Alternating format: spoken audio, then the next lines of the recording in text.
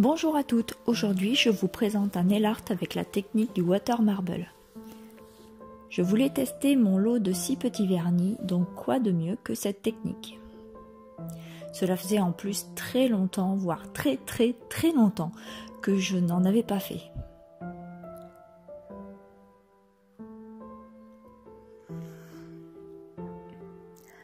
On commence par appliquer sa base,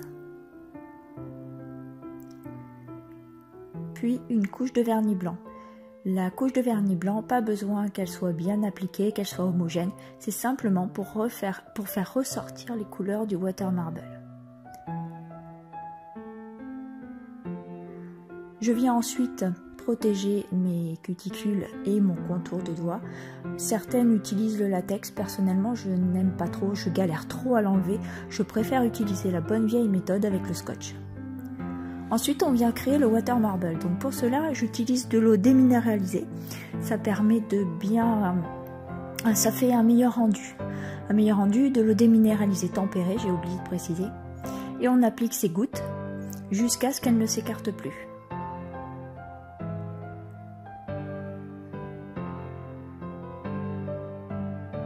Alors, pour les water marble, tous les vernis ne fonctionnent pas. Il faut les tester, tout simplement. Quand les gouttes ne s'écartent plus, on vient créer avec un cure-dent le motif dans l'eau.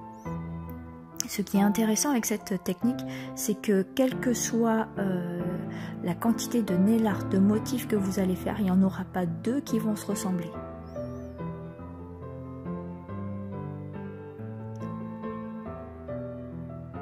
Donc on vient appliquer bien à l'horizontale sa plaque à la surface de l'eau pour bien poser le motif sur la plaque. On vient enlever l'excédent avec un cure-dent, un coton-tige, peu importe. Et on retire doucement le doigt de l'eau. Ensuite, avec un petit ciseau, eh bien, je viens tout simplement enlever mon scotch. Donc concernant les autres doigts, je n'ai pas utilisé de vernis car j'attendais de voir le rendu des water marble pour voir la couleur de base, la couleur dominante, et ainsi choisir ma couleur pour les autres vernis. Donc mes water marble, il ressort que c'est le violet qui ressort en priorité, violet rose. Ben ça tombe bien, c'est impeccable puisque c'est ma couleur préférée, donc c'est parfait.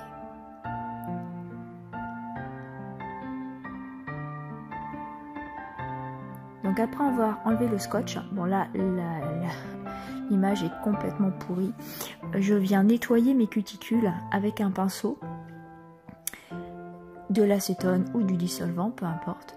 Il en reste toujours un petit peu, mais voilà, le plus gros est enlevé. Une fois cela fait, avec un liner et un vernis pailleté, je viens faire quelques petites lignes ci et là parce que j'aime bien les paillettes et ça fait ressortir le tout.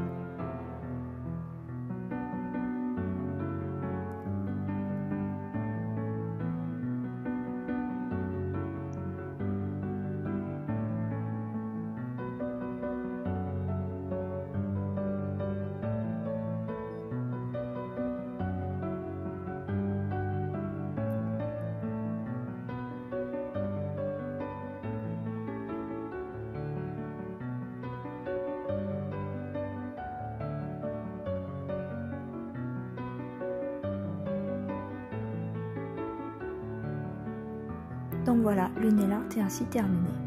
J'espère qu'il vous aura plu et je vous dis à la prochaine fois.